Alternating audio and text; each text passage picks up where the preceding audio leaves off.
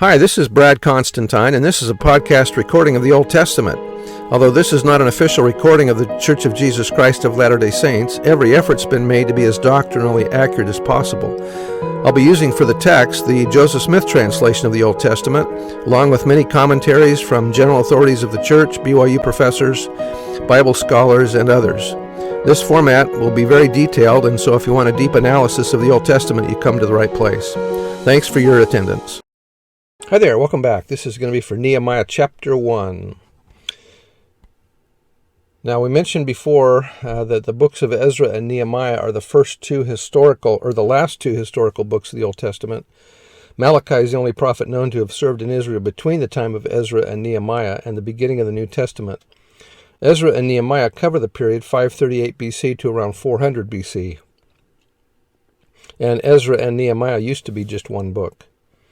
Verse 1, the words of Nehemiah the son of Hakaliah, and it came to pass in the month Chislew, the 9th of the Hebrew months, beginning of the new moon of December, in the 20th year, as I was in Shushan, or Susa, the chief city of all Persia, the palace, that Hanani, one of my brethren, came, he and certain men of Judah, and I asked them concerning the Jews that had escaped, which were left of the captivity, and concerning Jerusalem. And they said unto me, the remnant that are left of the captivity there in the province are in great affliction and reproach. The wall of Jerusalem also is broken down, and the gates thereof are burned with fire. And it came to pass, when I heard these words, that I sat down and wept and mourned certain days, and fasted and prayed before the God of heaven, and said, I beseech thee, O Lord God of heaven, the great and terrible God, Hebrew, the God, the great and the revered, that keepeth covenant and mercy for them that love him and observe his commandments.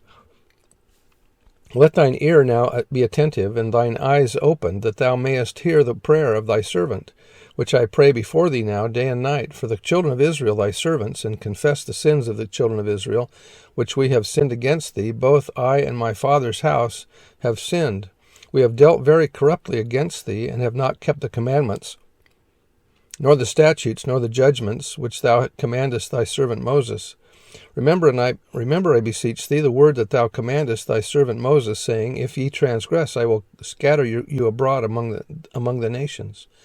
But if ye turn unto me, and keep my commandments, and do them, though there were of you cast out unto the uttermost part of the heaven, yet will I gather them from thence, and will bring them into the place that I have chosen to set my name there.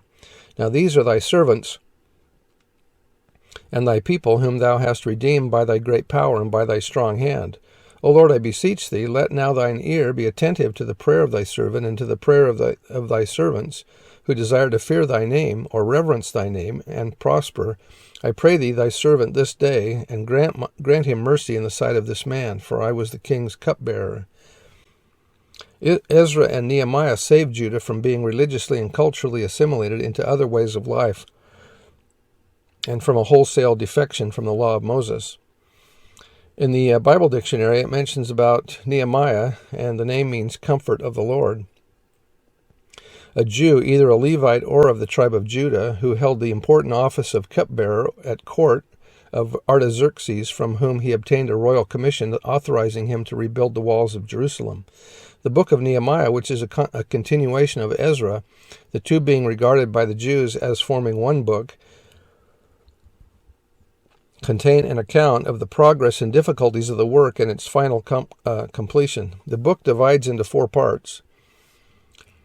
Nehemiah's first vision to Jerusalem and the rebuilding of the walls in spite of much opposition, religious and social reforms, lists of names and account of the dedication of the wall, and Nehemiah's second visit after 12 years' absence and his further reforms. So anyway, that's the end of the chapter, and we'll see you next time. Bye.